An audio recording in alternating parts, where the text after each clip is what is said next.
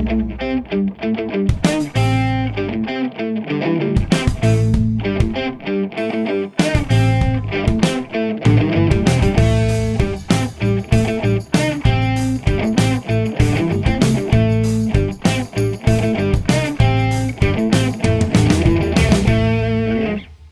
to the show. My name is Blackstone Joe. You're listening to episode 75 of Slick Talk.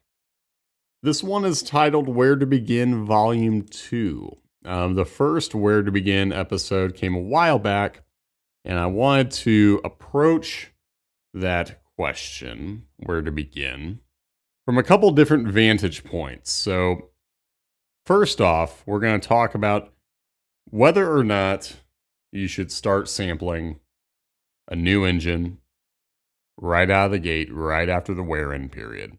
It's a pretty common question, even for returning customers. They'll either get a new car or they'll rebuild an engine, they'll rebuild a transmission, etc. And then they'll want to know, should I sample that first oil change or not? And generally that question's followed with, the assumption that the sample will look bad. So what's the point?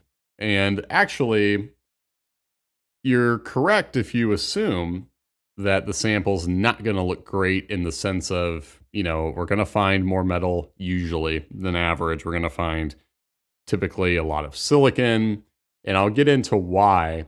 But there's still a reason to send in that sample, even if high levels are going to be the norm. Here's why. Especially, I think this is particularly important for a modified engine, a rebuilt engine. It's particularly important to sample the first oil change to me, because what can happen is owners will go, say, the third, the fourth oil change when they think they're going to get a clean sample.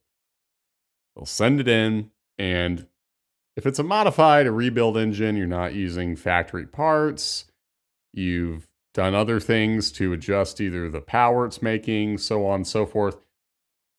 Well, it's not necessarily going to ever look like average, so chasing after a clean sample, clean at least meaning everything lines up nicely with what we typically see from other engines of that type, that can be a mistaken assumption because we won't necessarily see an average result. But if you have a wear-in sample, the first oil change on a new or rebuilt engine, and then you sample again at the next oil change, here's what we know. We can see how things have improved. And then once you get to the third oil change, the fourth oil change, that wear-in and the silicon, which comes from sealer material. Now, the wear-in is going to be reflected in high metals. And then you see this progress over the course of a few oil changes. If we have the first, the second, the third, the fourth oil change, all right across the page, then we can speak to how things are improving. And if we see a stability that indicates maybe a little more metal from this area or that, and the engine is normal for your engine and the aftermarket parts, or even if it is a stock motor, it won't necessarily look exactly like average, and that's okay. I think a lot of the time people will mistake our averages for the engine type as a rule or a goal. It's not really the case. Averages are exactly that. They are averages. So they give you an idea of what's typical, but you and I both know that one person's version of a typical, use of an engine is different than another's. Some people purposefully buy, say, a truck, for example, to do a lot of hauling or towing. And then you have other people who buy a truck strictly for the vanity of having a truck. So what do you have? You can have a person who's saying, well, this is normal use. So I'm doing exactly what it's advertised to do. I'm pulling weight. I don't care. I'm going up mountains. It's where I live. This is normal use for me. Guess what? That wear profile is going to look different than someone who says, yeah, I have a truck and I just have a 10-minute commute to and from work. And yeah, occasionally I'll help a buddy move. So that's normal use for me. Now, it's not a bad thing if these two engines look differently in testing. Hence the reason we use averages as a baseline, and then we look at trends, and then we see what is typical for that engine. And from there, we can detect worrisome changes in a used oil sample. We can see, okay, you had a trend where aluminum from the pistons and bearings, it was normally a little bit higher than we typically see, but stable. And then all of a sudden, we saw this flip where aluminum spiked and it's high not only compared to our averages, but what we typically see from your engine. Then we can hone in on a problem. So, don't skip that wear in sample. I would say, especially if you are someone who is doing a lot of things to the engine or the transmission where it's not necessarily ever going to look like average. It's even more important to be able to see, how things have progressed. That way I can tell you, okay, hey, you do have results that are high. They're at least in comparison to what we typically see. But you've sampled the first couple of oil changes. We've seen the progress that is indicative of wear in and sealer washing out. Fast forward to the second, the third oil change. Now we can start to see things stabilize. And we know that even if these results are high compared to our averages, we've already seen this past progress that is indicative of the engine maturing well. So we're not going to be as concerned if the results don't match up perfectly with averages. It's all about understanding what's normal for your engine and the use it sees. Just to go back to that truck example, it's really an ideal one, I think, because I had a Silverado where I did a lot of weekend stuff with it. As far as, I would take it to a hardware store. I would, if I had to make a trip down to Indy, my wife would do a lot of markets where we would take a lot of stuff in the bed. We'd fill it up with crates and boxes, and I'd put a decent amount of weight back there, but that was mainly an occasional weekend thing. And then, maybe I had a project I was working on that necessitated going to the hardware store, throwing a fair amount of weight, not a ton. Maybe I was going to help people move every now and again. That's so much different than, say, my father-in-law, who is a subcontractor for a roofing business, and he every single day has a pickup truck that is idling all day long. It is carrying massive weight every single day, piled to the top with shingles, and just you're talking about two trucks with similar engines, everything as far as the options, the bed size. And guess what? Those engines are experiencing such different use. However, from our point of view, it's normal. So you want to understand what's normal for you, the engine, and what you're asking of it. So I think it's important to sample right from the jump, let you see the narrative, the progression that engine is making as it matures. Because after it matures, the wear in clears up, the silicon from sealer is gone. Then you start to see what's typical. But having those first few samples lets you get an inside look at how things are progressing, and you can get a heads up on whether or not some metals are just not going to line up with averages. You have that stockpile of the first few oil changes. Things have progressed well. You have the trend of improvement. So even if levels aren't necessarily average, you don't have to lose sleep over it because you've done the work of sending in the first few oil changes and knowing that things have been going in a good direction. Also, in this category of where to begin, I want to talk about hunting down a problem. So, for a lot of people, oil analysis can start when they're pretty sure the engine has a problem. And let's just say we do indeed find indicators that are concerning, high levels of metal, or we'll see metals in unusual balance, so on and so forth. The next question tends to be, okay, well, is it going to fail soon? And of course, there are situations. I've written a few dozen reports in my time where I will lead the comment with, well, if it hasn't failed yet, it will soon, because you're seeing every telltale indicator of a problem. However, some engines are just stubborn. They can take on a lot of metal. They can look ugly for a long period of time. And you'll see over the course of an engine's file that while everything points to the engine wearing excessively, maybe you have contaminants that are lingering as well. The engine, though, might just be able to keep going, and you see a consistency that while it does indicate things are not great, The engine seems to be able to keep going despite the fact it's wearing so heavily. Some engines are just plain metal making engines. And that's where the owner's experience plays a pretty important role.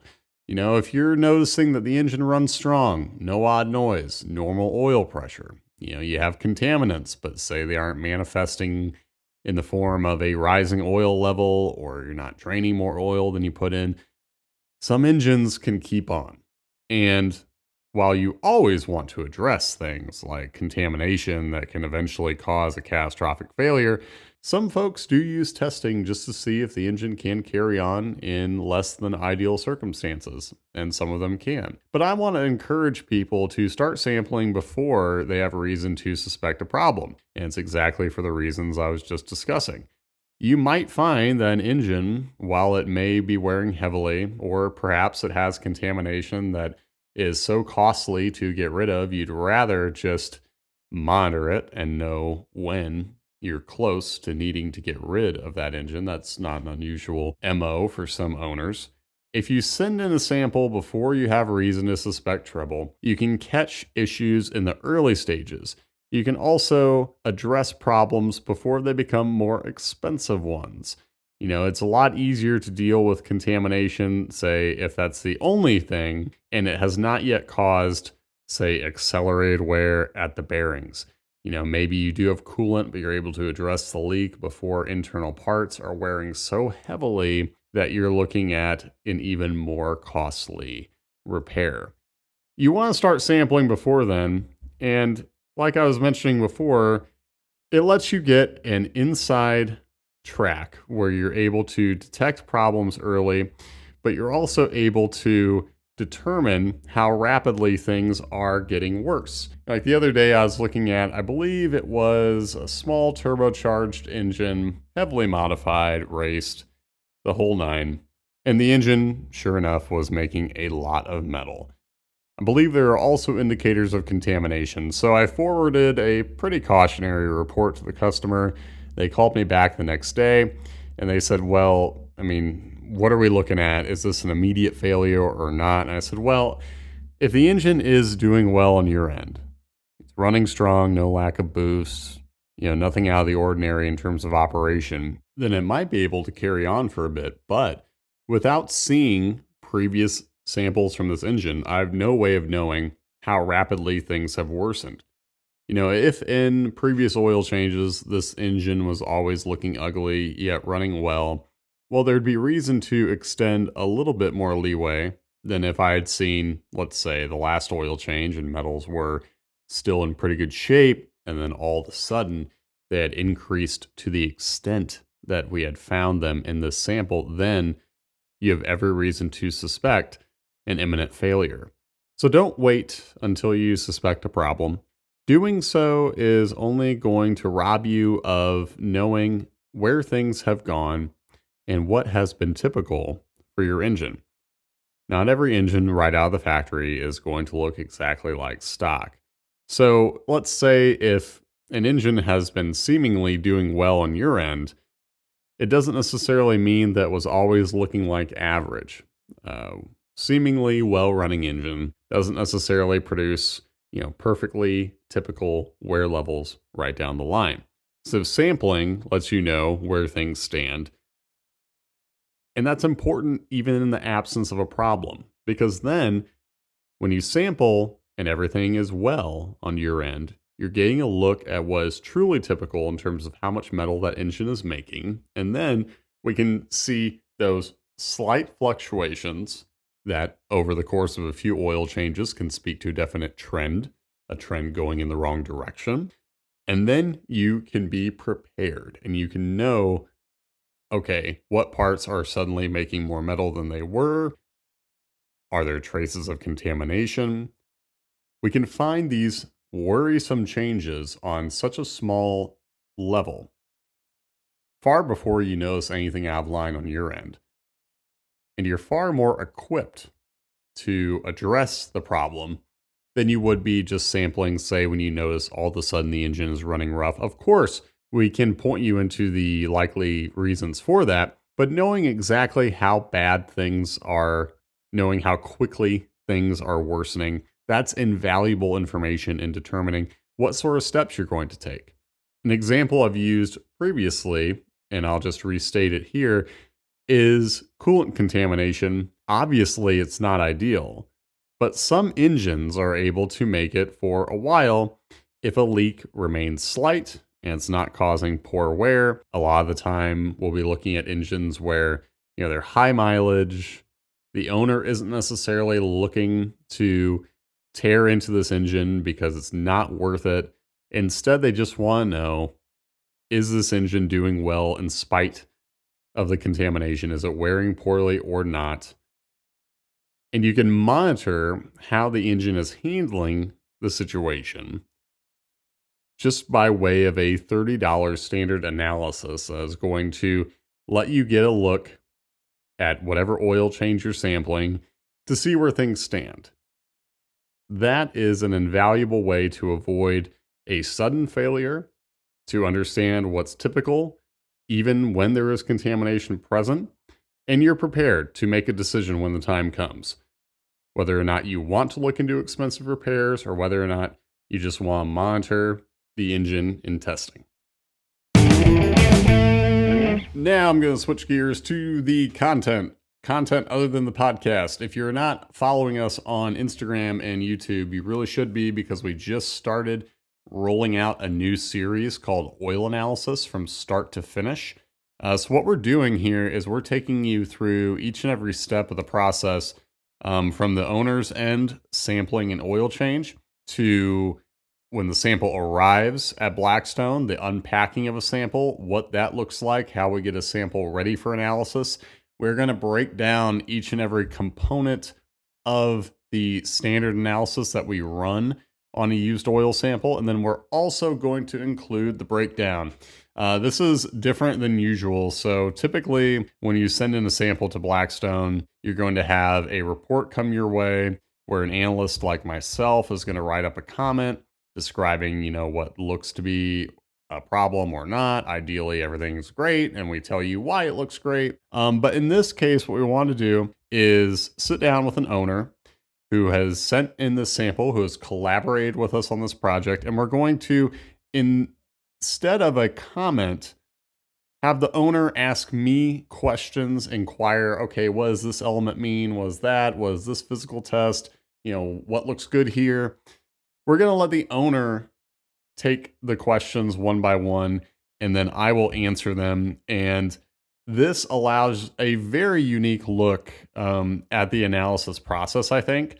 So again, Instagram, YouTube, that's where we're releasing these. Blackstone Laboratories, find us on either of those platforms. You'll be able to see each and every step of the process, right from the owner changing the oil, how they sample, which I think is useful, especially if you're new to this. And of course, I think a look at the setup on our end, how we get a sample ready for analysis, the lab tests. I think all this is going to be really enlightening for a lot of our listeners here. So head over to our YouTube page for the full video. We have a preview version on Instagram, but on YouTube, it is Oil Analysis from Start to Finish, Part 1, and we're going to continue rolling these out. So check those out. If you haven't already, subscribe, do all these supportive things. Please don't forget to leave a review, a star rating if you haven't already. Help us increase that visibility. And of course, leave a comment if there's a particular episode you love, or if this show has helped you in any way understanding what oil analysis is or improving your maintenance plan, whatever the case may be. We'd love to hear from you. Thanks, of course, to all the listeners who have been consistent, either in person or emails, phone calls, writing notes on the slip, letting us know they love the show. It's been great to have the consistent feedback. This brings episode 75 to a close. My name is Blackstone Joe. Thanks for listening.